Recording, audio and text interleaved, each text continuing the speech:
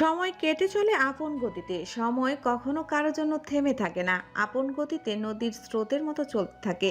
দেখতে দেখতে সেদিনের পর কেটেছে 7 মাস। এই 7 মাসে তালুকদার বাড়ির সব কিছুই পরিবর্তন হয়ে গেছে।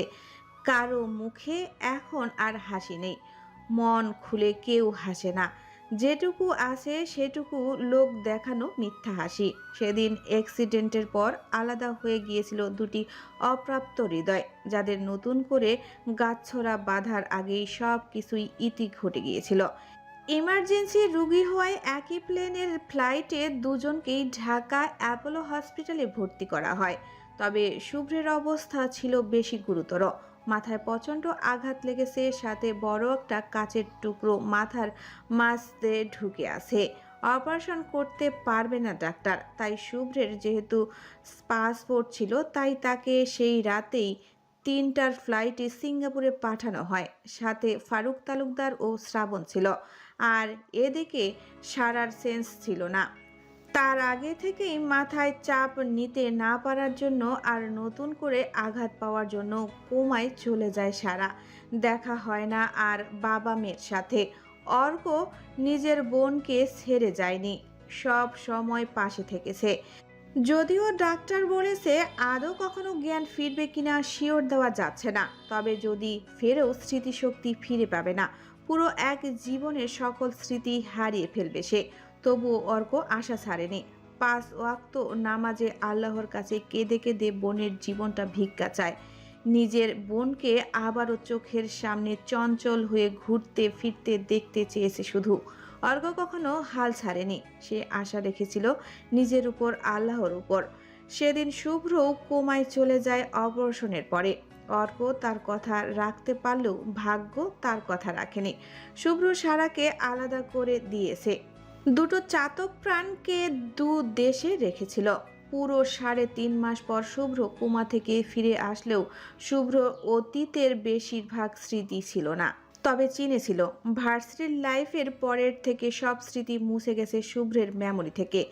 বাড়িতে ফিরে আনার পর বাড়ির সকলকে চিনতে পারলেও শুভ্র অরু কিংবা অহনাকে চিনতে পারেনি সেদিন। সারার বাড়ি থেকে সবাই এসে দেখে গিয়েছিল। তবে যখন জানলো শুভ্রের স্মৃতি থেকে সারার অস্তিত্ব মুছে গেছে, তখন থেকে আফজাল মাহমুদ আর তালুকদার বাড়ির দিকে ফিরে যায়নি। শুভ্র ধীরে ধীরে সেদিনের সব স্বাভাবিক জীবনে ফিরলেও তখনও রহস্যময়ভাবে কোমা থেকে জাগেনি সারা। অর্ক রোজ নিয়ম করে বোনের পাশে বসে বসে সময় কাটায় কয়েক ঘন্টা। একের পর এক গল্প বলে তার প্রবাস জীবনের, স্টুডেন্ট লাইফের। হয়তো সারা শুনছে না, তবে অর্কের আশা আছে তার বোনও সুস্থ জীবনে ফিরবে একদিন। বর্তমানে সকাল 7টা বাজে। দেওয়াল ঘড়িতে আনিতা বেগম ও সুমনা বেগম নাস্তা তৈরিতে ব্যস্ত। ছেলেরা খেয়ে অফিসে যাবে। শুভ্র 15 দিন হলো অফিসে জয়েন করেছে। শ্রাবণও অফিসে যাচ্ছে। আগের চাকরির প্রতি আর টান নেই তার। অহনা আর তার মেয়েকে খুব ভালোবাসে সে এখন। ফারুক তালুকদার খবরের কাগজ পড়ছে আর আনিস তালুকদার অরুকে নিয়ে বাইরে হাঁটতে গিয়েছে। শ্রাবণ এখনো বেঘরে ঘুমাচ্ছে। অহনা হুট করে জীবনের সকল সুখ খুঁজে পেয়েছে। অহনা সিঁড়ি বেয়ে নেমে রান্নাঘরে আসতেই আনিতা বেগমকে দেখে অহনা বলে উঠল, গুড মর্নিং মামনি।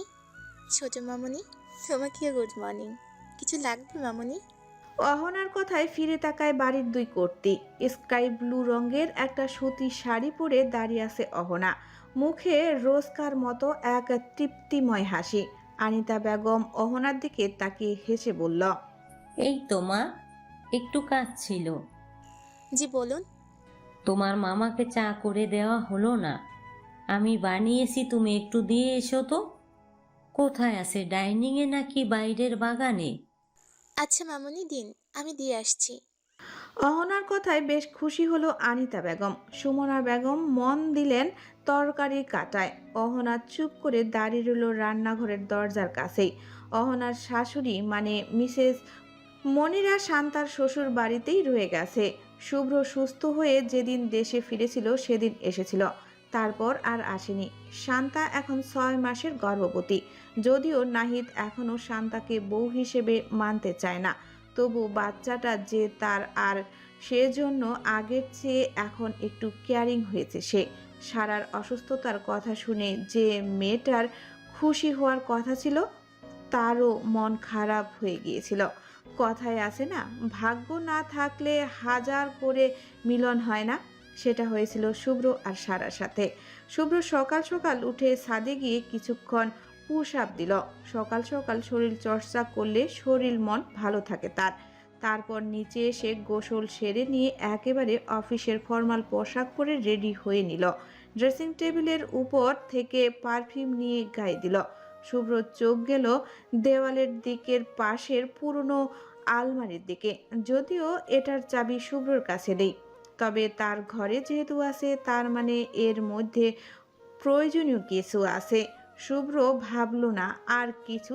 চুলগুলো ঠিক করে হাতে ঘড়ি পরে সিঁড়ি বেয়ে নিচে নেমে এলো। নিচে এসে চোখে পড়ল ফারুক তালুকদারকে সোফায় বসে চা খাচ্ছে। শুভ্র গিয়ে বাবার পাশে দাঁড়াতেই ফারুক তালুকদার মুখ উঁচু করে তাকালো শুভ্রের দিকে। তারপর হেসে শুভ্রের উদ্দেশ্যে বলল, শুভ্র সকাল মাই সান। শুভ সকাল আব্বু। বসো এখানে। না আব্বু, একটু তাড়া আছে, বের হবে এখন।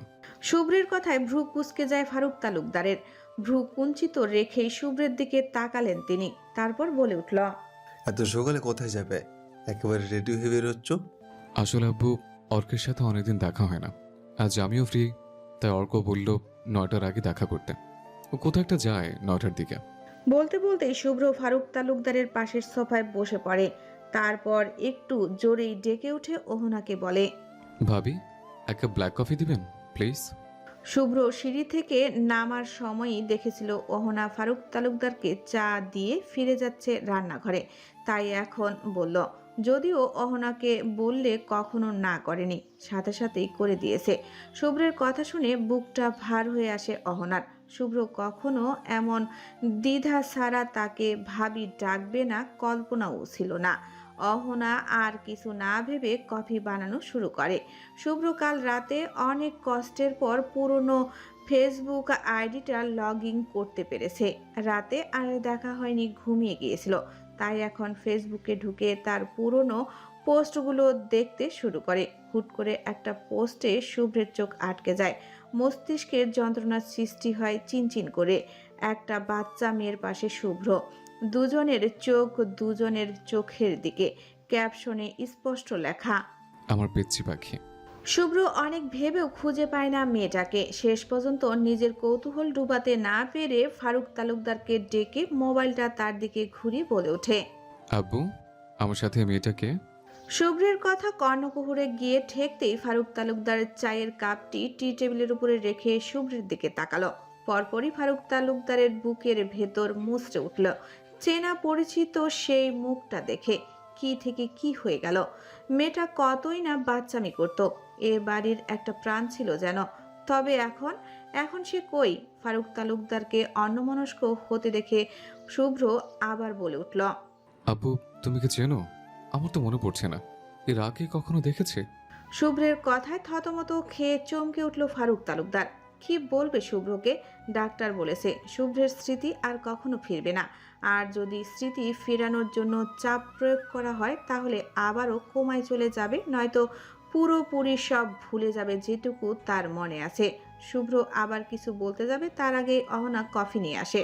অহনাকে আসতে দেখে আর এই প্রশ্নের হাত থেকে বাঁচতে ফারুক তালুকদার উঠে আসে সোফা থেকে। সে সারাকে নিয়ে কিছুই মিথ্যা বলতে পারবে না, বা সত্যিও বলতে পারবে না। বিবেকে বাঁধবে তার। ফারুক তালুকদারকে উঠে যেতে দেখে শুভ্র কিছু বলতে গিয়ে থেমে যায়। শুভ্র কফির মগ হাতে নিয়ে অহনার দিকে মোবাইলটা বাড়িয়ে দিয়ে বলে, ভাবি, দেখো তো এই মেয়েটাকে। আমার পুরনো ফেসবুক আইডির কভার ফটোতে আছে। আসলে আমি বুঝতে পারছি না মেয়েটাকে, আর আমি তো সব বাড়িতে শেয়ার করি, তোমরা চিনলে চিনতে পারবে।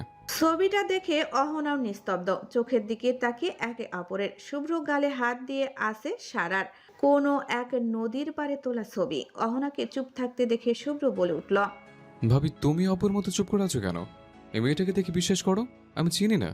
অহনার মনে পড়ে গেল শ্রাবণের বলা কথা। শুভ্রর কয়েক বছরের অতীত সম্পর্ক কোনো তথ্য পেলে যা ইচ্ছা বানিয়ে বলে দিবা। অহনাও তাই করলো, হেসেই বলল, আরে তুমি চিনছো না এই মেয়েকে? সত্যি? ভাবি, আমি সিরিয়াস একে চিনি না। আরে বোকা, তুমি তোমার ভাইয়ের সাথে জেয়ার নেওয়ার পর তোমার ভাই এই পিকটা এডিট করে দিয়ে বলেছিল কভার ফটোতে দিতে, মনে নেই তোমার? কে জানে, আরে বোকা, সত্যি বলছি। কিন্তু ছবিটা কেমন বাস্তব বাস্তব দেখাচ্ছে। তুমি তো জানোই বর্তমানে ছবিগুলো এডিট করলে সব বাস্তবই লাগে। ঠিক তখনই আনিতা বেগম ডেকে পাঠান অহনাকে। অহনা এক মুহূর্ত দেরি না করে ছুটে রান্নাঘরে চলে যায়।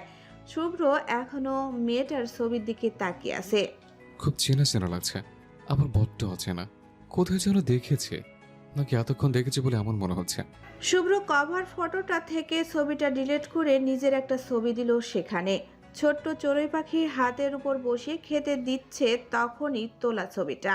অহনা রান্নাঘরে আসতেই আনিতা বেগম একটু তাড়াহুড়া করে বললেন, অন্তু ঘুম থেকে উঠেছে মা? না মামনি, এখনো ঘুমোচ্ছে মনে হয়। একটু কষ্ট করে আনিশা আর অন্তুকে ডেকে তুলো তো, পড়াশুনোর কোনো খোঁজ নাই। আচ্ছা মামনি, যাচ্ছি। অহনা চলে গেল আনিশা আর অন্তুকে ঘুম থেকে তুলতে। অহনা চলে যেতেই সুমনা বলে উঠল, আপা শুনছো? হুম, বল। একটা কথা বলি, কিছু মনে করবে না তো? এবার আনিতা বেগম চুলা থেকে তরকারি নামিয়ে রেখে শাড়ির আঁচলে হাত মুছতে মুছতে সুমনার দিকে তাকিয়ে বলে উঠল, এত বছর কিছু মনে করেছি? কি হয়েছে বল। আসলে আপা, সব ঠিক হয়ে গেলেও বাড়িটা কেমন শূন্য লাগছে। সুমনার কথার পিঠে আনিতা আর কিছু বলল না। হয়তো অল্প দিনে এ বাড়িতে ছিল মেয়েটা, তবে মায়া লাগিয়ে দিয়ে গেছে। যদি সারা সুস্থ থাকতো তাহলে আনিতা বেগম ছেলেকে এই অবস্থায় জোর করে হলেও আবার বিয়ে দিয়ে সারাকে বাড়িতে আনতেন। শুভ্র আর খেলো না, বেরিয়ে গেল। বের হওয়ার আগে আনিতাকে বলে গেল ফাতিহার কথা। ও আরো 2-3 দিন পর আসবে। ফাতিহা গেছে মনিরা তালুকদার মানে ফুপুর কাছে। অনেক দিন ঘোরা হয় না, এখন ছুটিও আছে, তাই ঘুরতে গেছে। তাই একেবারে কিছুদিন পরে আসবে। শুভ্র গাড়িতে বসে গাড়ি স্টার্ট দিল, যদিও ফারুক তালুকদার নিষেধ করে গাড়ি চালাতে। তবে কে শুনে কার কথা, শুভ্র গাড়ি চালাবেই। শুভ্রের পরনে শুভ্র রঙেরই একটা শার্ট, কালো প্যান্টের সাথে ইন করা। গা থেকে কোটটা খুলে পাশের সিটে রেখেছে। হাতের ঘড়িতে সময় দেখে বেরিয়ে গেল তালুকদার বাড়ির সীমানাথ থেকে উদ্দেশ্য হসপিটালের সামনে ক্যাফেতে। সকাল সকাল গোছাচ্ছে অর্ক। কিছুদিন আগে যারার বিয়ে দিল, তারা আজ আবার আসবে বেড়াতে, তারপর কানাডাতে শিফট হয়ে যাবে। আফজাল আহমেদের মুখের হাসি নেই। হারিয়ে যাওয়া মেয়েটাকে খুঁজে পেয়েও তার এই অবস্থা মেনে নিতে পারছেন না তিনি।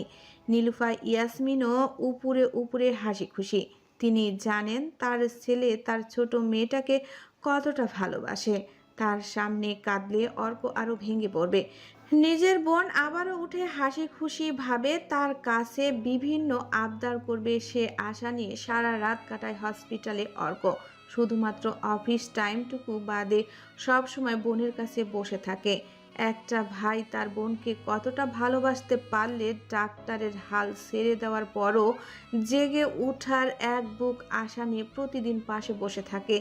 কত রাত নির্ঘুম কাটিয়েছে, এই বুঝি তার বোন জেগে উঠে বলল, ভাইয়া, আমার খুব খিদে পেয়েছে, আমার একটু গালে তুলে খাইয়ে দেবে? এই বুঝি কিছুর জন্য বাহানা ধরল। অর্কের বিদেশে ভালো বেতনের চাকরি হলেও সারাকে রেখে অর্ক আর যায়নি।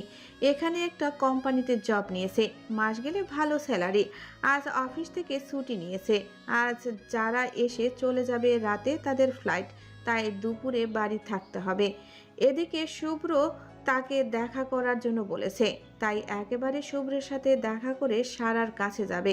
সে জানে তার বোন ও তার অপেক্ষায় বসে থাকে। হয়তো মুখে বলে না, হাত পা নাড়ায় না, তবুও মনে মনে খুঁজে। অর্ক রেডি হয়ে বাড়ি থেকে বেরিয়ে আসে। খুব বেশি দূরে নয় হসপিটাল, তাই আর বাইক নিল না, রিক্সা ডেকে উঠে পড়ল রিক্সায়। প্রায় 15 মিনিট ধরে কথা বলছে শুভ্র আর অর্ক। শুভ্রর মন সম্পূর্ণ গল্পে থাকলেও অর্ক বারবার ঘড়ি দেখে যাচ্ছে। বেশ অশান্ত লাগছে। এখানে আসার 10 মিনিট পার হতেই অর্কের অস্থিরতা দেখে শুভ্র শেষ পর্যন্ত কৌতূহল দমাতে না পেরে ভ্রু কুঁচকে বলেই ফেলে, তুই কি বিরক্ত আমার সাথে কথা বলতে? শুভ্রের কথায় কিছুটা চমকে ওঠে, তারপর বলে ওঠে, হ্যাঁ, কি বললি কিছু বুঝতে পারিনি। সত্যি করে বলতো, তোর মন কোথায়? আসলে আসলে আবার কি? যা বলবি খোলাসা করে বল। আসলে তুই তো জানিস আমার বোন হসপিটালে ভর্তি, তাই একটু চিন্তা হচ্ছে। ও, চিন্তার কিছু নেই, সব ঠিক হয়ে যাবে। দোয়া কর। ইনশাআল্লাহ, এই আশায় বেঁচে আছি। তাহলে চল দেখে আসি। এতদিনে একবারও গেলাম না। তুই যাবি? আমি গেলে কি? না আসলে অর্কের কথায় শুভ্র কপাল কুঁচকায়, তারপর সেভাবে প্রশ্ন করে। আসলে আবার কি? তোর অসুস্থ বোনকে দেখতে গেলে সমস্যা কোথায়? না মানে কি মনে করছিস? ঘটনা কি? অর্ক কিছু বলে না, তবে মনের মধ্যে ভয় বাসা বাঁধে। যদিও সারাকে দেখে শুভ্রের কিছু মনে পড়ে, মাথায় চাপ আসে, তখন কি হবে? শুভ্রের কোনো বড় বিপদ তো হবে না তো? শুভ্র তাদের কাছ থেকে আবারও অচেনা হয়ে যাবে না তো? অর্কের ভাবনার মাঝেই শুভ্র তুড়ি বাজিয়ে অর্কের ধ্যান ভাঙায়। তারপর শুভ্র বলে ওঠে। থাক, দেখাতে হবে না, আমি চলে যাচ্ছি। এই না না চল, কোনো সমস্যা নেই। না, যাব না, বাদ দে। আরে চল, কিছু হবে না। অর্কর মনে থাকা ভয় নিয়েই পা বাড়ায় হসপিটালের দিকে। শুভ্র বিশ্বজয়ের হাসি দেয় অর্কের চোখের আড়ালে। এই ইমোশনাল ব্ল্যাকমেলটা সে ভালোই করতে পারে, আর কাজও দেয় বেশ। অনেকক্ষণ হেঁটে হসপিটালের 3 তলায় 627 নম্বর কেবিনের সামনে এসে থামে তারা। মাত্র একজন নার্স ঔষধ নিয়ে গেছে সারাকে স্লাইনের মাধ্যমে। দরজা ঠেলে ভেতরে ঢুকে অর্ক আর শুভ্র। সাথে সাথেই আরেক চরম পর্যায়ে পৌঁছে যায় মেয়েটির মুখের দিকে তাকিয়ে। সকালের দেখা তার পাশে দাঁড়িয়ে থাকা হুবহুব সেই মেয়েটি, তবে তখনকার মতো হাসি নেই মুখে, নাকের অক্সিজেনের পাইপ। খুব ক্লান্ত হয়ে ঘুমাচ্ছে মেয়েটা। শুভ্র মেয়েটির মুখের দিকে একবার তাকায় আর একবার অর্কের মুখের দিকে তাকায়, তারপর অর্ককে বলে ওঠে। এই মেয়েটা তোর বোন? অর্ক শুভ্রের মুখের দিকে না তাকিয়ে বলে ওঠে। কেন? একে আমি চিনি, আজ আমার মোবাইলের ছবি দেখেছে। শুভ্রের কথায় অর্ক শুভ্রের দিকে ফিরে তাকায়। এতক্ষণে সে সারার মাথায় কাছে থাকা টুলে বসে পড়েছে। অর্ক শুভ্রের দিকে তাকিয়ে অজানার ভান ধরে বলে। পাগল তুই? ওর ছবি কোথা থেকে আসবে? বিগত কয়েক বছরও কোমায় আছে। কথাটি বলেই মনে মনে আল্লাহর কাছে মাপ চাইল অর্ক মিথ্যা বলার জন্য, কিন্তু মিথ্যা না বললেও উপায় ছিল না। শুভ্র খুঁটিয়ে খুঁটিয়ে ঠিক প্রশ্ন করবে, হলেও তাই। শুভ্র বলে উঠল। আচ্ছা, কত বছর ধরে কমে আছে আর আমি জানি না কেন? অর্ক আমতামতা করলো, কারণ শুভ্র সব জানে। আর সে বিদেশে গিয়েছিল সেটাও জানে, শুধু সারাকে জানে না। তবে বোন বলার পর বিশ্বাস করে নিয়েছে। যদিও পুরনো স্মৃতি যেগুলো মনে আছে তাও কেমন ঝাপসা লাগে শুভ্রের। সেদিন থেকেই ভেবে নেয় হয়তো অর্কের হারিয়ে যাওয়া সেই বোনকে ফিরে পেয়েছিল, আর এখন কোমায়। অর্ককে চুপ থাকতে দেখে শুভ্র আবারও বলে উঠল। কি রে, কি হলো বল? অর্ক চমকে উঠল, সাথে সাথে আমতামতা করে বলে উঠল। 7 বছর? তুই আমার নামতাম করছিস কেন? কই? শুভ্র বুঝলো এর ভেতরে ঘাবলা আছে, তবে মাথা ঘামালো না। সারার ঘুমন্ত মায়াবী মুখশ্রীর দিকে তাকিয়ে বেশ কিছুক্ষণ দেখল, তারপর নিজের অজান্তেই বলে উঠল। স্নিগ্ধ শুভ্র পড়ে গভীর নিদ্রায় ঘুমন্ত। শুভ্রের কথা বুঝতে না পেরে অর্ক বলে উঠল। কি বললি? বুঝিনি, আরেকবার বল। অর্কের কথা কানে যেতেই শুভ্র চমকে উঠল। আসলে মেয়েটা মায়াবী, তবে দেখতে বাচ্চা মনে হচ্ছে। অর্কের কথা এড়াতে শুভ্র বলে উঠল। তুই যাই বলিস না কেন, হ্যাঁ, আমার কোনো ভুল হচ্ছে না। এই সেই মেয়ে, আমার সাথে আমার ছবি ছিল এর। তোর বোন 7 বছর কমায় থাকলে এই মেয়ের সাথে আমার ছবি থাকে কি করে? অন্য কোনো মেয়ে হয়তো তুই ভুল ভাবছিস। মনের ভুল? তবে মেয়েটার মতো তোর বোনের ঠোঁটের নিচেও কালো কুচকুচে তেল, এটাও কি মনের ভুল? অর্ক যে ভয়টা পাচ্ছিল সেটাই সত্যি হলো। এখন যদি শুভ্র এটা নিয়ে বেশি ভাবে, অর্কও চায় শুভ্রের কোনো স্মৃতি না ফিরুক। এখন যেমন আছে এমনই থাক। ডাক্তার বলেছে তার বোন নাকি আর কখনো ফিরবে না। তাহলে তো শুভ্রের স্মৃতি ফিরলে আবারও কষ্টের সাগরে ডুবে মরবে সে। শুভ্র কিছু বলতে যাবে তার আগেই ফোন বেজে ওঠে তার। ফারুক তালুকদার ইমার্জেন্সি কল দিয়েছে তাকে, এক্ষুনি বাড়িতে যেতে বলেছে। অফিসের কিছু ফাইল নাকি শুভ্রের কাছে, সেগুলো এখন লাগবে। শুভ্র আর দেরি করে না, অর্কের থেকে বিদায় নিয়ে বেরিয়ে যায় শুভ্র। অর্ক বেশ কিছুক্ষণ থাকে নিজের বোনের কাছে, তারপর উঠে চলে যায় বাড়ির উদ্দেশ্যে। তবে অর্ক চলে যাওয়ার আগে আজ আর খেয়াল করে না নিস্তেজ মেয়েটার চোখের কোণ ঘেঁষে গড়িয়ে পড়ছে নোনা জল। নীল আধার ক্যাফে নামে একটা কফি শপে বসে আছে, কফি খাচ্ছে রিহান। পরনে ঢিলাঢালা শার্ট ও জিন্স প্যান্ট, চোখে একটা কালো চশমা। পুরো 3 মাস জেল খাটার পর 1 মাস আগে জেল থেকে বেরিয়েছে সে।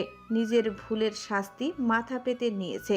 আপন বোনের সংসার কেন নষ্ট করেছে সেটাও মাথায় খেলে না। তবে সবাই মাপ করে দিয়ে নতুন এক কালো জগতে পা দিয়েছে রিহান। রিহানের মনের খবর সে ছাড়া কারও বোঝার ক্ষমতা নেই আর। রিহানের সামনে বসে আছে এক ভদ্রলোক, নাম এরেন। এরেন রিহানকে উদ্দেশ্য করে বলল, তো কবে পাবো আমার মালামাল? রিহান কফির কাপে এক চুমুক দিয়ে মুখে হাত দিয়ে বেশ খানিকক্ষণ ভেবে বলল, কত পিস নিবেন? লোকটি কোনো ভনিতা ছাড়া 2 হাত এক করে মুঠো করে টেবিলের উপরে রেখে রিহানের দিকে তাকিয়ে বলে, 50 পিস। কত করে পিস দিবেন? 5 থেকে 15 বছরের ভিতরে এগুলো লাগবে কিন্তু। সে নিয়ে আপনাকে কোনো চিন্তা করতে হবে না। এখন আপনি বলেন কত করে দিবেন? যদি 50টা মেয়ে হয় তাহলে প্রতি পিস 20 লাখ করে দিব। আর ছেলে মেয়ে মিক্স হলে প্রতি পিস 10 লাখ। মিক্স হলে এমন সমান কেন? নো এমনিতেই। মেয়ে 20 করে দিয়েন আর ছেলে 10 করে। কবে দিবেন? আগামীকাল মধ্যরাতে লঞ্চ ঘাটে পেয়ে যাবেন। Okay deal. ডিল। একটা কালো রঙের সুটকেস দিয়ে লোকটি চলে যায়। সুটকেসটির ভিতরে পুরোপুরি 1 কোটি টাকা, আর বাকিটুকু কাজ শেষে দিবে। রিহানও উঠে দাঁড়ায়, পা চালায় বাইকের দিকে। উদ্দেশ্য অনাথ আশ্রম। সুপারভাইজারদেরকে 80 লাখ দিয়ে 50টা বাচ্চা গায়েব করে দিবে, তবে এক জায়গা থেকে না, আলাদা আলাদা আশ্রম থেকে। রিহান ঠোঁট প্রসারিত করে হাসে, বাইক স্টার্ট দিয়ে চলে নিজ গন্তব্যের দিকে। শুভ্র বাড়ি ফিরেও ঠান্ডা হতে পারছে না। মেয়েটার মুখটা ভেসে উঠছে বারংবার। অবাধ্য হৃদয়ের অনুভূতি জেঁকে বসেছে। কেন অচেনা একটা মেয়ের সাথে তার ছবি ছিল? কেনই বা ওই মেয়েটার সাথে অর্কের বোনের হুবহু মিল? যদি 7 বছর ধরে মেয়েটা কোমায় থাকে তাহলে তার সাথে তোলা ছবির মেয়েটিকে। কোমায় থাকা মেয়েটি এখন কার চেহারার সাথে মিল? শুভ্রের মাথা যন্ত্রণা শুরু হয়। ফারুক তালুকদারকে অফিসের সব ফাইল দিয়ে রুমে আসতেই এসব চিন্তা মাথা ঝাড়া দিয়ে উঠেছে। শুভ্র এক মুহূর্ত দেরি না করে পুরনো ফেসবুকে ঢুকলো। তারপর ফটো ফাইলে ঢুকা মাত্রই দ্বিতীয়বারের মতো অবাক হয়ে যায় শুভ্র। আপনা আপনি হাত চলে যায় বউজান লেখা অ্যালবামে। শুভ্র দ্বিতীয়বারের মতো চমকালো। ফেসবুক আইডিটা তার উচ্চ মাধ্যমিক দেওয়ার পরই ফোন আর ফেসবুক আইডিটা পায় সে। বর্তমান আইডিতে প্রায় 5000 ফ্রেন্ড আর 7000 ফলোয়ার। শুভ্র তো এই আইডিতে কখনো আজে বাজে পোস্ট করে না, তাহলে এই মেয়ের সাথে তার এতগুলো ছবি কি করে, তাও মাত্র 1.5 বছরের ভেতরে এতগুলো ছবি? শুভ্র এক এক করে ছবিগুলো দেখতে থাকলো, পাল্টিয়ে পাল্টিয়ে। শেষ ছবিটায় এখন থেকে 8 মাস আগে আপলোড দেওয়া। তাহলে তাহলে অর্ক যে বলল ওর বোন 7 বছর ধরে কোমায়, ভাবি যে বলল এই মেয়েটার ছবি এডিট করা, তাহলে মেয়েটার ছবি এখনকার অর্কের বোনের সাথে মিলে যায়। দুজন দুই রকম কথাই বা কেন বলল? শুভ্র আর কিছু ভাবতে পারে না। মাথা যন্ত্রণা শুরু হয় ওর।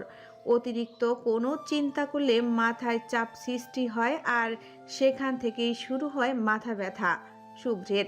শুভ্র তাড়াতাড়ি করে বেড সাইড টেবিলের ড্রয়ার থেকে মাথা যন্ত্রণার ট্যাবলেট বের করে গ্লাস থেকে পানি নিয়ে খেয়ে নিল শুভ্র। কিছুদিন আগে একবার হয়েছিল এমন এক ব্যথা, আজ আবার একই রকম ব্যথা হচ্ছে। এর যন্ত্রণা শুধুমাত্র শুভ্রই জানে। শুভ্র বিছানায় টান টান হয়ে শুয়ে পড়ে, চোখের এক হাত তুলে দেয়। কিছু ভালো লাগছে না তার আর। ঘুম থেকে উঠে চোখ ডলতে ডলতে ছাদে ব্রাশ করছে আনিশা। মেয়েটার চোখের নিচ কেমন কালো হয়ে আছে। কলেজে ভর্তি হয়েছে সে, সারা রাত নির্ঘুম কাটায়। একটা মানুষকে অসম্ভব ভালোবাসে এখনো, জানে যে তার বউ বাচ্চা আছে, তবুও একতরফা ভালোবাসাতে কি কোনো কিছু বাধা মানে না। তাই আনিশাও বাধা মানে না। কিশোরী মেয়েটা অপ্রাপ্ত মনোবাসনা নিয়ে প্রতি রাতে ঘুমাই। আনিশার খুব হিংসাও হয়, যদি অহনা না থাকতো, শ্রাবণ ভাই তাকে একটু ভালোবাসতো, রাতে লোমুস বুকে একটু মাথা গুজে ঘুমানোর জায়গা করে দিত। রোজ সকালে তার ঘুম দেখে উঠত। অরুর মতো তাদেরও একটা সন্তান থাকতো। আচ্ছা, অরু যদি তার মেয়ে হতো, তাহলে শ্রাবণ ভাই কি অহনা আপুর মতোই তাকে আর অরুকে একসাথে চুমু খেত? হয়তো দিত।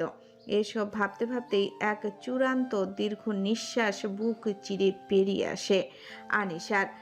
মানুষ জাতিটাই এমন, যা হবে না তা নিয়েও কল্পনা করে। অহনা বাস্তব জীবনে শ্রাবণকে না পেলেও কল্পনায় শ্রাবণকে নিয়ে সে সুখের একটা কুঁড়ে ঘর বেঁধেছে। আল্লাহর কাছে খুব করে চায় ও শ্রাবণকে ভুলতে, তবে পারে না, উল্টো চেয়ে বসে। পরের জন্ম বলে যদি কিছু আসে, তবে সেই জন্মে আমার ভাগ্যে শ্রাবণ ভাইকে রাখিও। আনিশা ব্রাশ করে নেয়। বাড়িটা এখন ফাঁকা ফাঁকা লাগে। শুভ্র ভাইটাও কেমন চেঞ্জ হয়ে গেছে, সারাটাও নেই। সেই একদিন দেখতে গিয়েছিল মেয়েটাকে, আর দেখার সৌভাগ্য হয়নি। গিয়েই বা কি হবে? ডাক্তার স্পষ্ট বলে দিয়েছে তার আর কখনো বেঁচে ফেরার সম্ভাবনা নেই। আর এমন রোগী বেশি দিন বাঁচে না। আচ্ছা, সারা মারা যাওয়ার পর যদি শুভ্র ভাইয়ের স্মৃতি ফিরে আসে, তখন শুভ্র ভাই তো পাগল হয়ে যাবে। আনিশার নিজের মাথায় নিজেই একটা চাটি মারল এসব উল্টাপাল্টা ভাবার জন্য। তারপর নিজেই নিজেকে বিড়বিড় করে বলল, আমার পুরোপুরি বিশ্বাস সারা একদিন ফিরবে, আর আমাদের পরিবার এই শূন্যস্থানটাও হয়তো খুঁজে যাবে। শুধু আমার শূন্যস্থানটাই বাধে। আনিশা সিঁড়ি বেয়ে নিচে নেমে এসে ওয়াশরুমে চলে গেল। একেবারে গোসল সেরে বের হলো। ইদানিং কলেজের জন্য সকালে গোসল করে অভ্যাসে পরিণত হয়েছে। ভিজা চুলগুলো তোয়ালে দিয়ে মুছে নিল। তারপর ড্রেসিং টেবিলের সামনে থেকে হেয়ার ড্রায়ার নিয়ে চুল শুকিয়ে মাথায় কাপড় দিয়ে নিচে চলে গেল আনিশা। আগে সেই চঞ্চল আনিশা হুট করেই নিঃসুপ হয়ে গেছে। মনে মনে শ্রাবণকে চাইলেও বাস্তবে সম্পূর্ণ সকলের আড়ালে ইগনোর করে। খুব প্রয়োজন বাদে কথাও বলে না। সব সময় ঘরে বই অথবা মোবাইল নিয়ে পড়ে থাকে। তার রুমে কারোর ঢোকাও এখন নিষেধ পুরোপুরি। আনিশা নিচে আসতেই সুমনা বেগম অন্তু আর আনিশাকে খেতে দিলেন। খেতে খেতে আনিশা অরুর কথা জিজ্ঞাসা করলে সুমনা বেগম শান্তভাবেই বলেন, ছোট দাদুর সাথে বাইরে গেছে, এখনো আসেনি। জানিসই তো, মেয়েটা বাইরে গেলে ঘরে ফিরতে চায় না। আনিশা স্মিত হাসলো, তবে কিছু বলল না। খেতে থাকলো নির্বিকার ভাবে। অন্তু এখন ক্লাস 7-এ পড়ে। পড়াশোনার চাপের সাথে আনিশার একঘেয়ামি কারণে অন্তুরও দূরত্ব বেড়েছে বোনের সাথে। এই কয়েক মাসে যেন তালুকদার বাড়ির অন্য এক রূপ চলে এসেছে, যেখানে কারো মুখে আগের সেই সুখের আমেজটা আর নেই। সবাই নিজেদের মতো চুপ থাকে। সুমনা ও আনিতা বেগমও আগের মতো আড্ডা দেয় না বসে। দুপুর হলেই যে যার রুমে চলে যায়। এক গোছালো সংসারটা এক অ্যাক্সিডেন্টে পুরোপুরি অগোছালো করে দিয়েছে। অহনা হাতের কাজ রেখে চলে যায় শ্রাবণকে ডাকতে, ঘুম থেকে ডেকে তুলতে। ইদানিং বাপ মেয়ে সকাল 8টা অবধি ঘুমায়, তবে অরু আজ একটু আগেই উঠেছে। আর আজ যেহেতু অফিসে যাবে না, তাই আর ডাকা হয়নি। কিন্তু খাবার ঠান্ডা হয়ে যাচ্ছে, সকলের খাওয়া প্রায় শেষ। অহনার রুমে এসে দেখে শ্রাবণ এক পাশে কাত হয়ে শুয়ে আছে, ভ্রুজোড়া কুচকানো, শ্যামলা গায়ের থুতনির নিচে ছোট্ট একটা লাল তিল।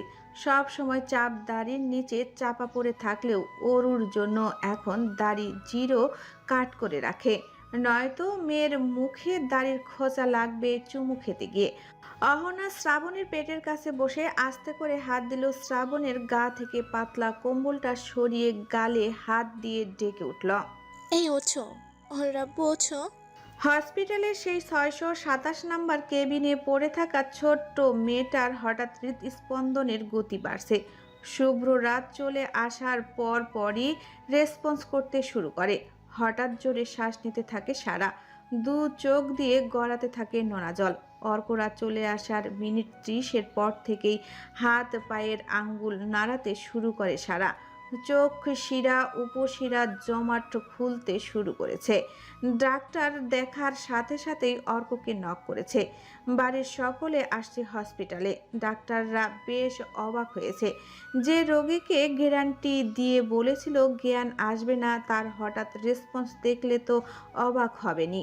কেবিনের ভেতর 4 জন নার্স ও 2 জন ডাক্তার অবস্থান করছে। তারা জানে রোগীর সেন্স আসলে কোনো না কোনো সমস্যা হবে, হয়তো স্মৃতি থাকবে না, কিন্তু সেন্স আসার কিছুক্ষণ পর ব্রেনকে ঠান্ডা করতে আবার ঘুমের ঔষধ ইনজেকশন করবে। হঠাৎ সারা চোখ খুলে যায়। হাত পা গুলো এখনো অসাড়। আঙ্গুলগুলো নড়ছে। অক্সিজেন মাস্কের একটু উপরে পিটপিট করে খোলা চোখগুলো দেখে খুশির জোয়ার বয়ে গেল ডাক্তার দুজনের মনে। ইতিমধ্যে বাইরে এসে দাঁড়িয়েছে অর্কসহ ওর পুরো পরিবার। সারা চোখ মেলে তাকিয়ে চারিপাশ দেখলো বেশ সময় ধরে। একজন নার্স গিয়ে বাইরে থেকে বাড়ির একজনকে ডেকে নিয়ে এলো। যেহেতু অর্ককে চিনত সারা, সেই জন্যই ওর পরিবার অর্ককে ভিতরে পাঠায়। অর্ক নার্সটির পিছন পিছন কেবিনের দরজা খুলে ভেতরে ঢুকলো।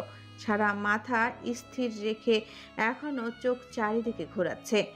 মুখ দিয়ে কিছু বলতে চাইলো, তবে কণ্ঠ স্পষ্ট বের হলো না। অর্কের চোখ ছাপিয়ে যাচ্ছে পানিতে। আল্লাহ তার দেওয়া কবুল করেছে। তার পুস্কি চোখ মেলে তাকিয়েছে।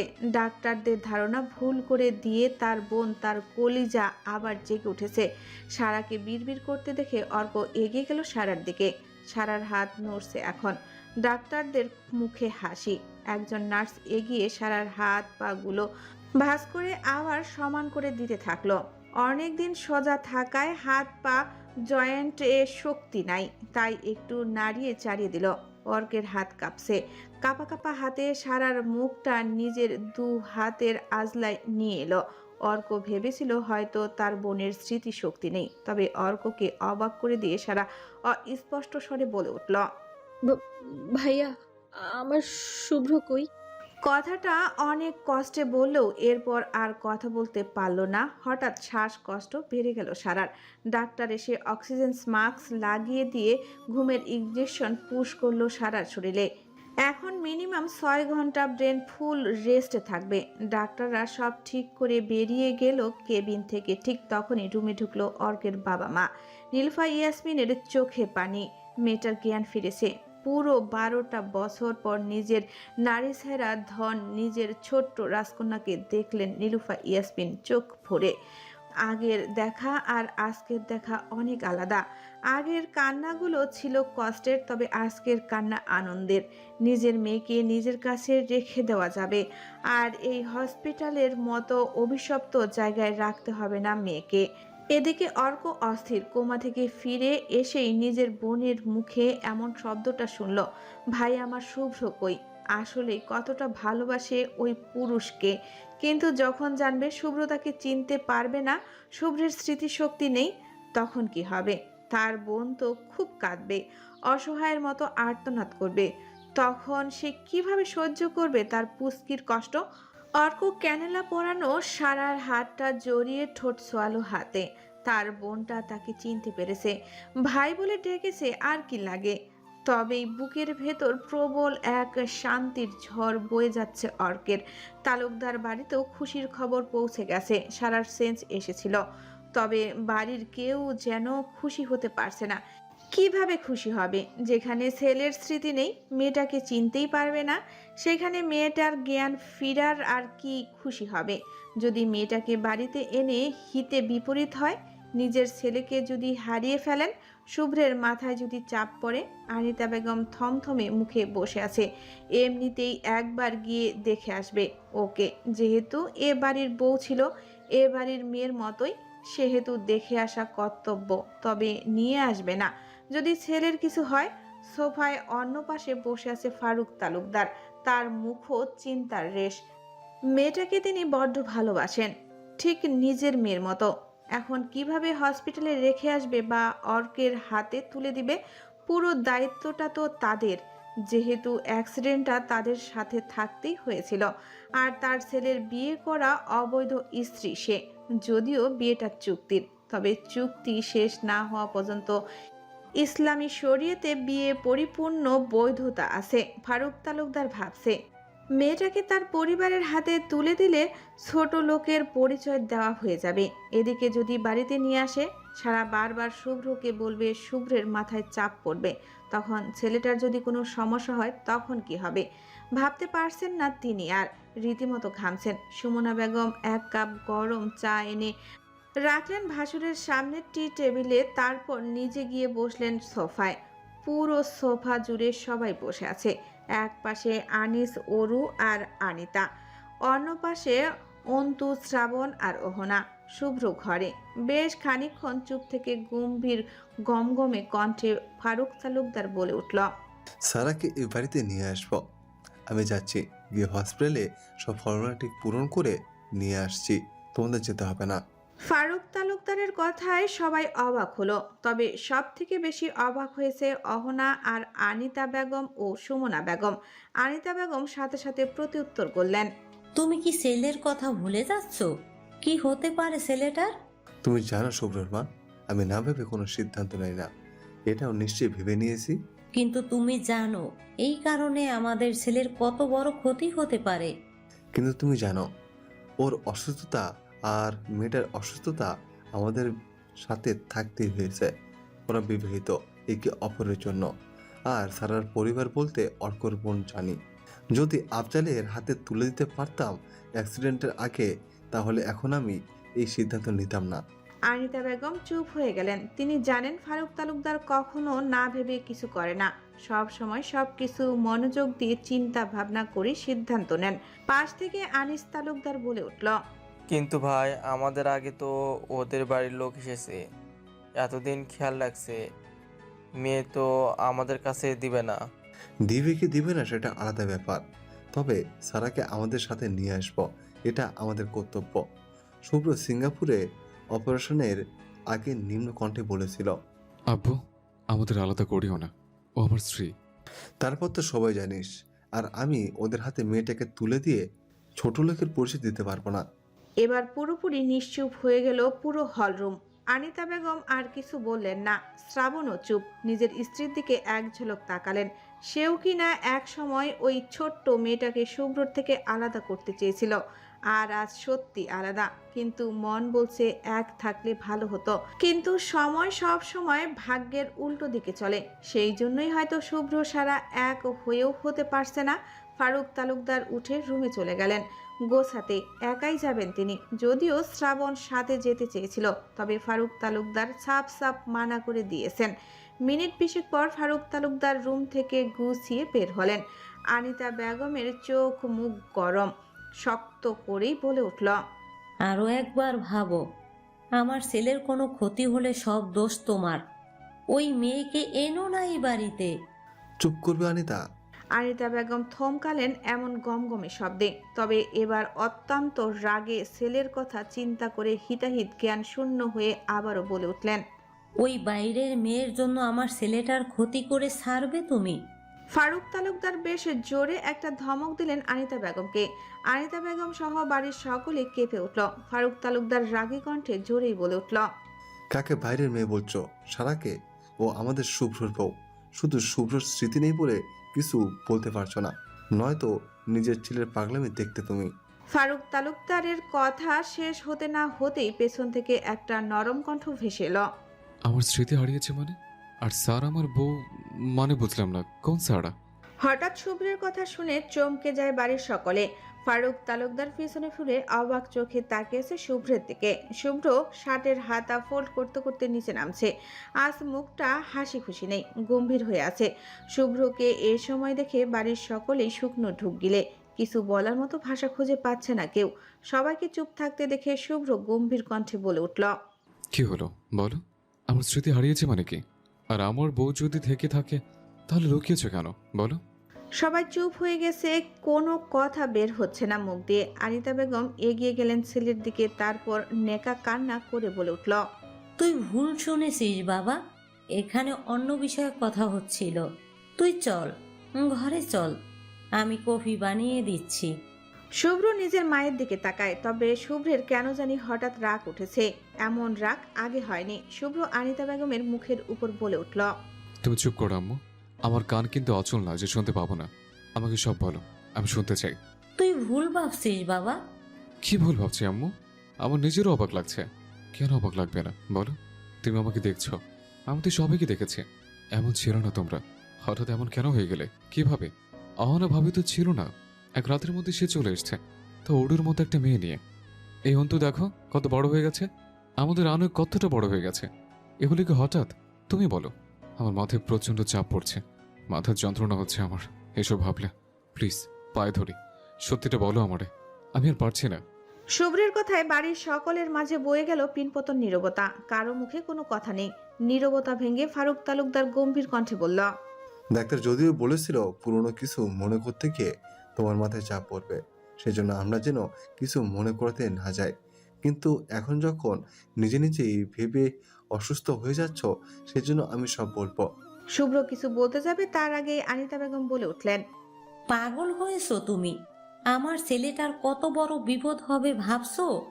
ওর কিছু হলে তোমাকে ক্ষমা করব না আমি। তুমি চুপ করো শুভ্রর মা, সব জানা ওর জরুরি। আমি চাই সব জানুক, জেনে শুনে যা মনে করে সেটাই হবে। ফারুক তালুকদার এসে বসে সোফায়। সামনাসামনি বসেছে শুভ্র। বাড়ির সকলে দাঁড়িয়ে আছে চারিপাশ ঘিরে। শুভ্রর মাথায় ড্রিম ড্রিম করে যেন কেউ বাড়ি মারছে এমন যন্ত্রণা হচ্ছে। তবুও শুভ্র মুখিয়ে রইল সব কিছু শোনার জন্য। ফারুক তালুকদার গলা ঝেড়ে পরিষ্কার করে শুভ্রের সব ঘটনা একে একে খুলে বলে শুভ্রকে, আর প্রমাণ হিসেবে শ্রাবণ ছবি দেখায়। তবে আশ্চর্যজনক ব্যাপার হচ্ছে শুভ্র এখনো মাথায় চাপ পড়েনি, আগের থেকে কমছে। কেমন সাদা কালো লাগছে শুভ্রের কাছে। তবে এটুকু বুঝেছে ছবির সেই মেয়েটা তার বউ। এই জন্যই মেয়েটাকে দেখে তার বুকের মাঝে উথাল ঢেউ বইছিল। এই জন্য মেয়েটাকে বড্ড চেনা চেনা লাগছিল। এই জন্যই সে একের পর এক পোস্ট করেছে নিজের স্ত্রীকে নিয়ে ফেসবুকে। শুভ্রে এজন্য বুঝেছে তার সময়ে এর চেয়ে তার ফেসবুক আইডির বয়স কিভাবে এত বেশি হয়। সব কথা বলার শেষে থামে ফারুক তালুকদার, তারপর আবার বলে ওঠে, সবে শুনেছো তুমি, জানি না এখন তুমি অসুস্থ হয়ে যাবে কিনা, তবে আমার মতে বাবা হিসেবে দুজনের প্রতি দায়িত্ব সমান। মেয়েটাকেও নিজের মেয়ের মতো মানি আমি, তাই তোমাকে বললাম। আজ তোমাকে না বললেও মেয়েটাকে নিয়ে আসতাম। তবে তুমি এখন জানো তুমি কি করবে ভেবেচিন্তে বলো। আমি তোমাকে সময় দিচ্ছি কিছুক্ষণ, তবে হ্যাঁ চাই উত্তর। আনিতা বেগম রীতিমতো ঘামছে নিজের ছেলের আগামী অসুস্থতার কথা ভেবে। এখন যদি তার ছেলের কিছু হয় তখন সে কিভাবে বাঁচবে? শুভ্র অনেকক্ষণ চুপ থেকে বলে উঠল, যেহেতু মেয়েটা আমার বউ, সেটা চুক্তির হোক আর যাই হোক, যদিও আমার কিছু মনে পড়ছে না, তবে আমি চাই তাকে নিয়ে এসো। হয়তো মেয়েটা আমাকে চিনবে। তোমাদের কথা অনুযায়ী মেয়েটা আমাকে প্রচণ্ড ভালোবাসে, আর সেটা যদি সত্যি হয় তাহলে তাকে নিয়ে এসো। সে আর যাই হোক আমাকে ভালোবেসে তার অচেনা বাবা মায়ের বাড়িতে থাকতে পারবে না, যদিও অর্কদের বাড়ি হোক। শুভ্রের কথায় সবাই সন্তুষ্ট, তবে আনিতা বেগম সন্তুষ্ট হতে পারছে না। যদি তার ছেলের কিছু হয় আর কিছু ভাবতে পারে না তার আগে শুভ্র বলে ওঠে, আমিও যাব আব্বু, যদিও জানি না কেমন রিয়েকশন হবে মেয়েটার, তবে আমি চাই এই পরিবারের মেয়ে আবারও এখানে ফিরে আসুক। ফারুক তালুকদার সন্তুষ্ট চোখে শুভ্রের দিকে তাকিয়ে বলে ওঠে, আচ্ছা গুছিয়ে নাও, আমি বসে আছি। আমি এভাবেই যাব, চলো আব্বু। আচ্ছা চলো। বেশ কয়েকটা অনাথ আশ্রম থেকে বেছে বেছে 50টা মেয়ে নিয়েছে রিহান। সবার বয়স 12-13-র মাঝে। সব অনাথ আশ্রমের সুপারভাইজারদের মোটা অঙ্কের টাকা দিয়ে নিয়ে এসেছে। সময় মতো ডেলিভারিও দিয়ে দিয়েছে বাচ্চাগুলোকেও। বাচ্চাগুলো জানেও না তাদের ভবিষ্যৎ কি হতে পারে। কোনো বারের ডান্সার, কেউ কেউ আবার বাসার কাজের লোক, আরও কেউ কেউ খারাপ লাইনে। আর কারো হয়তো এ দুনিয়ার আলোই দেখা হবে না আর। তাদের কিডনি, চোখ, লিভার, হার্ট খুলে চড়া দামে বিক্রি করবে। তবে এই মেয়েগুলোকে সাধারণত রাশিয়ানের কোনো হোটেলে মনোরঞ্জনের জন্য নিয়ে যাওয়া হচ্ছে। রিহান ভাবে ফাতিহার কথা। মেয়েটাকে ভালোবেসেও বুঝলো না, ঘৃণা করে গেল। করুক, সমস্যা নেই। কোনো একদিন মেয়ে কম পড়ে গেলে ওকে কিডন্যাপ করে এনে পুষিয়ে নিবে। বড় বড় দুটো টাকার ব্যাগ এর দিকে লোভনীয় দৃষ্টিতে তাকিয়ে আছে রিহান। তার বড্ড টাকার প্রয়োজন, এত এত টাকা। টাকার ব্যাগ দুটো নিয়ে রিহান বেরিয়ে পড়ে নিজের বাড়ির উদ্দেশ্যে। চোখ মুখ অস্বাভাবিক শান্ত রিহানের। ঠোঁটে শীষ বাজাতে বাজাতে বাইক চালাচ্ছে। হঠাৎ বাইক চালাতে চালাতে টাকাগুলোর কথা ভেবে খালি গলায় রিহান ফিসেল হেসে বলে ওঠে, তোমায় ঘিরে এতগুলো রাত অধীর হয়ে জেগে থাকা, তোমায় ঘিরে আমার ভালো লাগা, আকাশ ভরা তারার আলোয় তোমায় দেখে দেখে ভালোবাসার পাখি মেলে মন ভোলানো পাখা, ভাবনা আমার শিমুল গাছে লালচে আগুন জ্বলে, তোমায় ঘিরে এতগুলো রাত অধীর হয়ে জেগে থাকা। তীব্র কর্কশ আওয়াজে পকেটে ফোন বাজে। গান থামায় রিহান। চোখ তার চিকচিক করছে। আজ থেকে ফুর্তি করবে ভরপুর। ফোনটা এক হাতে নিয়ে পকেট থেকে বের করে রিসিভ করে কানে ধরে বলে ওঠে, hello. Good bye mister Rihan ওরফে আকাশ মোল্লা। কথাটা রিহানের কানে যাওয়ার পরপরই রিহান দৃষ্টি নিচ থেকে উপরে করে, কারণ কণ্ঠটা তার বেশ পরিচিত। রিহানের তাকাতে খুব দেরি হয়ে গেছে। যতক্ষণে তাকিয়েছে ততক্ষণে সামনের মালবাহী ট্রাক চলে এসেছে। ড্রাইভার চেষ্টা করেও ব্রেক করতে পারেনি। বিকট শব্দে রিহান বাইক সহ রিহান মালবাহী ট্রাকের চাকার নিচে পিষ্ট হয়। ট্রাকের ড্রাইভার ঘটনাস্থলে না দাঁড়িয়ে ফুল স্পিডে জায়গা ত্যাগ করে। এদিকে রাস্তা ভিজে যায় তাজা রক্তে। সাথে সাথে গুটি কয়েক মানুষ এগিয়ে আসে। কিছু কিছু মানুষের ক্যামেরা নিয়ে লাইভ শুরু করে। সাথে সাথে অ্যাম্বুলেন্স খবর দেওয়া হয়। হসপিটালের করিডোরে বসে আছে শুভ্র সহ আরও বাড়ির সকলে। ফারুক তালুকদার এসে সারাকে নিয়ে যাওয়ার কথা সবার সামনে পেশ করলে সবাই দ্বিমত পোষণ করে, তবে কিছু বলতেও পারে না, যেহেতু মেয়েটা তাদের এখনও চিনে না। আর ফারুক তালুকদার মেয়ের শ্বশুর শুভ্র স্বয়ং দাঁড়িয়ে আছে। যদিও তার স্মৃতিশক্তি নেই, তবুও সে মেয়েটার স্বামী। তাদের মেয়ে সবার আগে তার খোঁজ করেছে। সারার সেন্স ফিরেছে। ডাক্তার বলেছে কিছুদিন ফুল বেড রেস্ট নিতে রোগীর, তারপর স্বাভাবিক চলাফেরা করতে। আর যেহেতু দু পরিবারই নিতে এসেছে, সেহেতু রোগী যে পরিবারে যেতে চায় সেই পরিবারই নিয়ে যেতে পারবে। কারণ কোমায় থাকা পেশেন্টের জ্ঞান ফিরলে কিছুদিন ব্রেন ঠান্ডা আগের মতো স্বাভাবিক পরিবেশে রাখতে হয়। ডাক্তারের পরামর্শ শুনে বাড়ির সকলে একে একে কেবিনের ভেতরে এলো। বিছানায় বসে অর্কের গায়ে হেলান দিয়ে বসে আছে সারা। সবাই ভেতরে ঢুকলে একে একে পরিচয় করিয়ে দেয় সারার সাথে।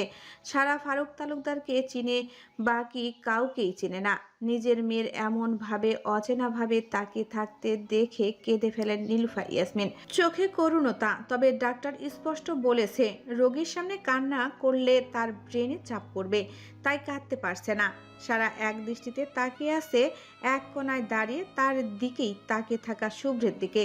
ফারুক তালুকদার রাস্তায় আসতে আসতে তাকে বলে দিয়েছেন আগে কেমন আচরণ করত সারার সাথে ঠিক তেমন স্বাভাবিক আচরণ করতে। সারার এমনভাবে শুভ্রের দিকে তাকিয়ে থাকতে দেখে ফারুক তালুকদার শুভ্রকে ইশারা করে সারার দিকে আসার জন্য।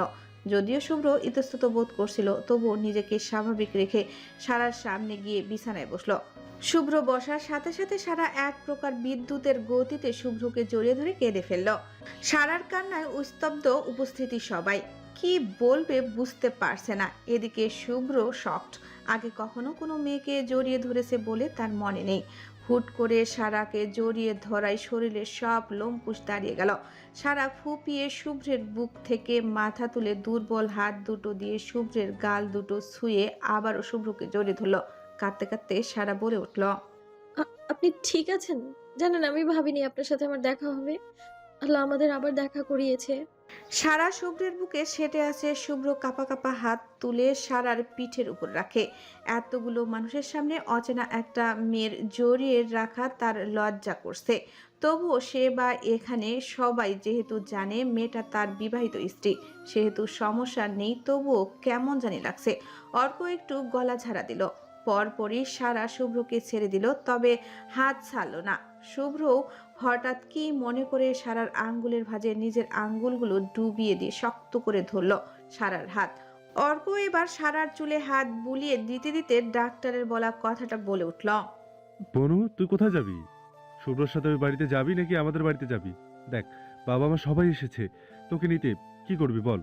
সারা ঘুরে ঘুরে সবার মুখের দিকে তাকাতে থাকলো। হুট করে এই সময়টা শুভ্রের মনে প্রাণে খুব করে চাইছে মেয়েটা তার সাথে তাদের বাড়িতে যাক।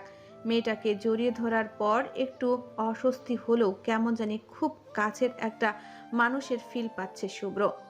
সারাদিন টিপ টিপ করে করতে থাকা মাথা ব্যথাটাও উবরে গেছে।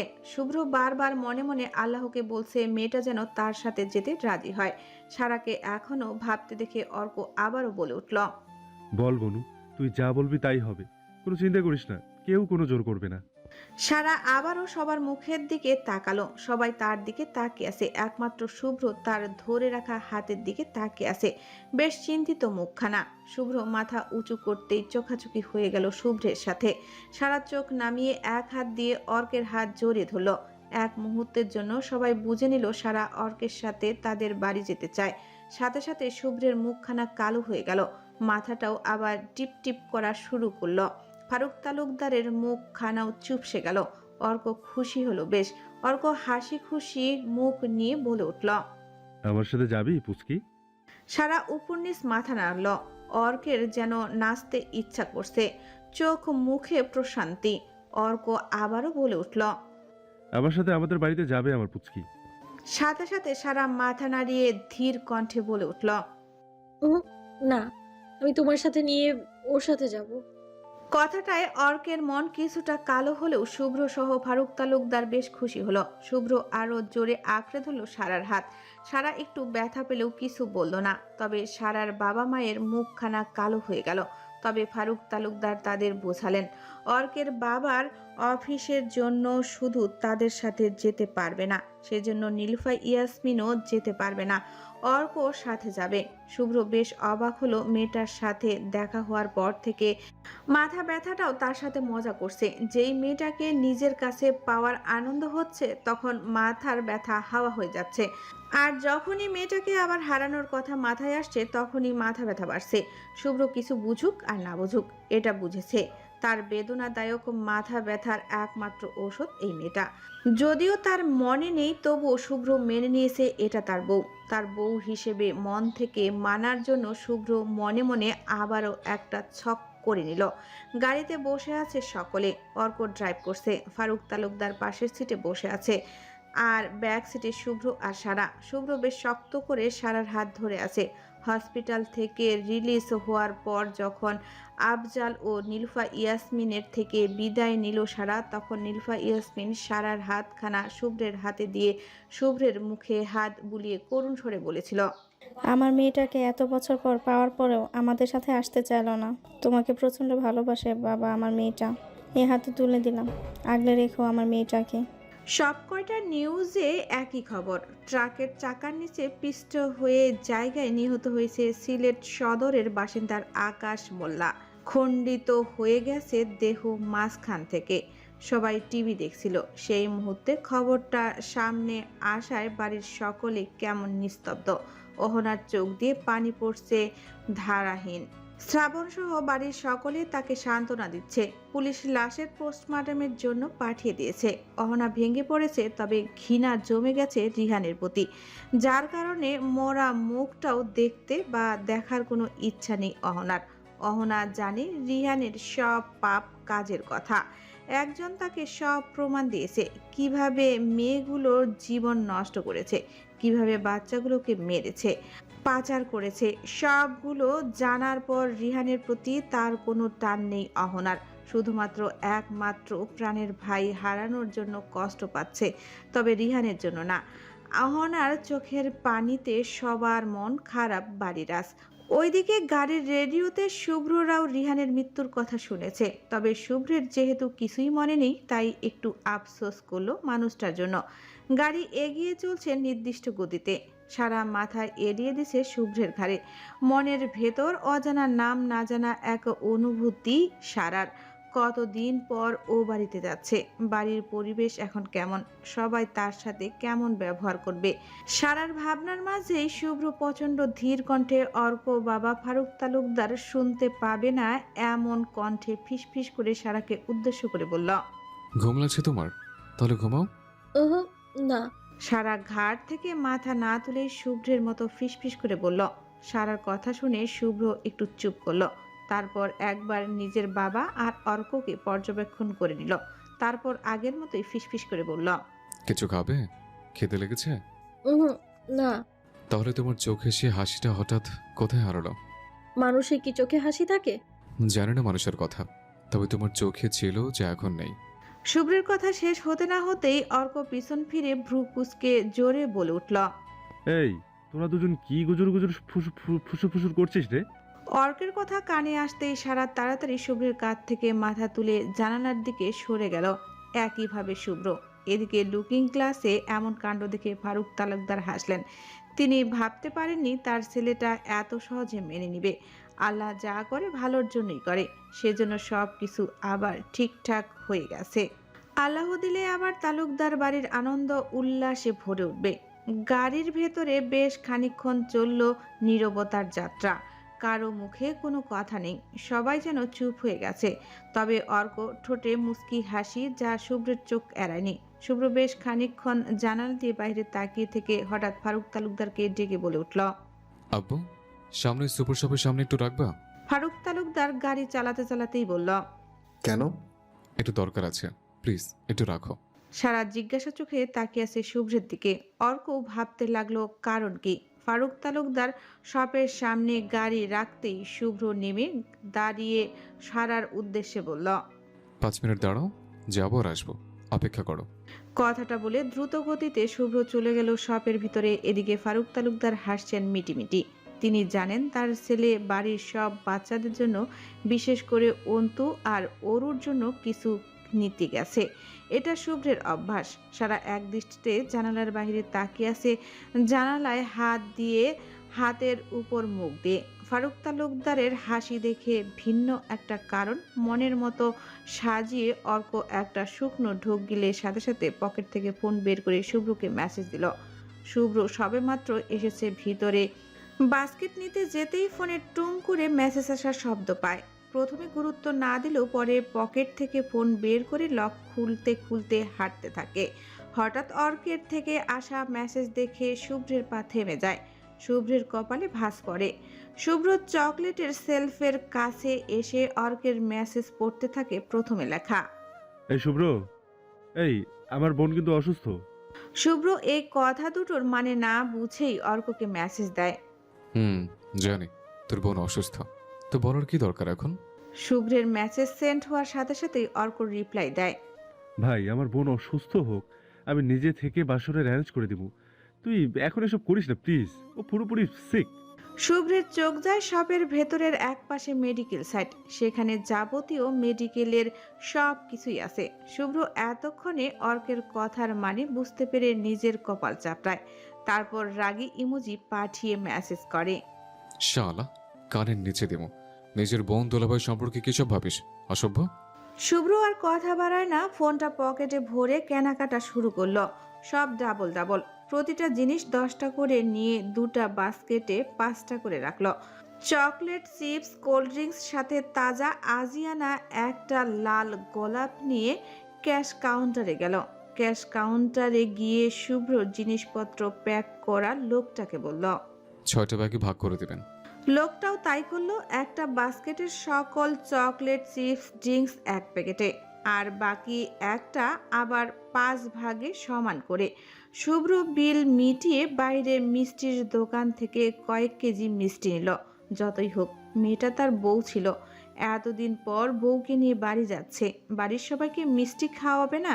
5 মিনিটের জায়গায় পুরো 27 মিনিট পরে শুভ্র গাড়িতে এসে বসলো। ফারুক তালুকদার অধৈর্য হয়ে বলে উঠলেন, কতবার ফোন দিয়েছি, ধরো না কেন? এতক্ষণ ধরে কি করছিলে? সরি আব্বু, আসলে মনে হয় ফোন ভাইব্রেট হয়ে গেছে। শুভ্র তারপর অর্কের দিকে কঠিন চোখে তাকিয়ে কিছু ইশারা করলো। তার মানে তুই খালি বাড়ি চল, তোর উল্টো পাল্টা ভাবা বের করব। অর্ক পাত্তা দিল না। ফারুক তালুকদার গাড়ি স্টার্ট দিল। প্রায় মিনিট 15 পরে এসে গাড়ি ঢুকলো তালুকদার বাড়ির ভেতরে। সারা চোখ বুজে নিল। কত স্বপ্ন, কত শখ, কত আবদার, কত আদর এই বাড়ির সাথে জড়িয়ে আছে তার। বাড়ির ভেতরে গিয়েই সর্বপ্রথম সারা আনিতা বেগমের পা ছুতে গেল। আনিতা বেগম বাধা দিয়ে বুকে জড়িয়ে নিলেন।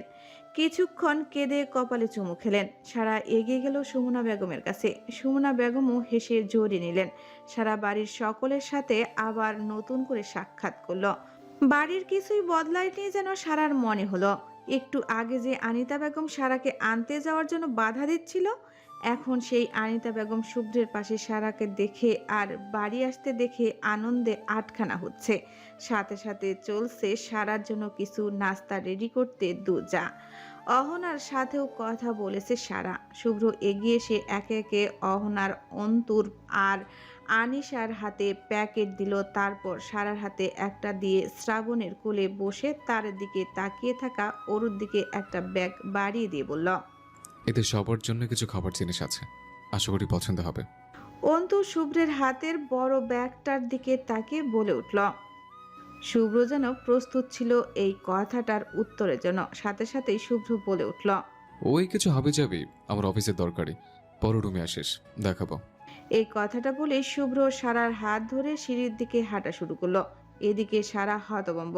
অর্ক শুভ্রের তাড়াহুড়া করে যাওয়ার পানে তাকিয়ে মনে মনে বলে উঠল, আল্লাহ মাফ করো, আমার বোনটা অসুস্থ, না জানি কি করে, আমার ধারণা যেন ঠিক না হয়।